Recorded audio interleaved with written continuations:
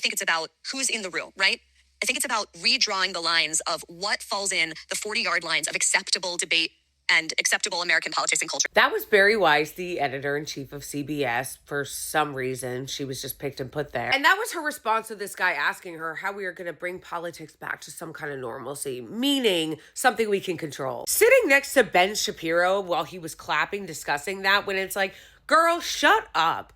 Ben Shapiro, who has spent years and years and years stoking the flames of hatred, creating division, capitalizing constantly on culture war slop, is now sitting there clapping, talking about how we need to bring things back to the center. Shut up. At one point, she really went, that's why we're trying to do all this at the Free Press. The Free Press is a joke. She created the Free Press and had it funded by Zionist billionaires so that they could launder such stories like, sure, that Palestinian child is starving, but did you consider they might have a pre-existing condition? This clown made all of her money and her whole political identity being anti-cancel culture, even though her career started by harassing and getting pro-Palestine professors fired from colleges. But for years, she financially capitalized off of doing the we're against cancel culture, we're against snowflakes, we're the intellectual dark web, we're willing to have the conversations people aren't willing to have. Until, of course, people started having those conversations that a lot of other people weren't willing to have.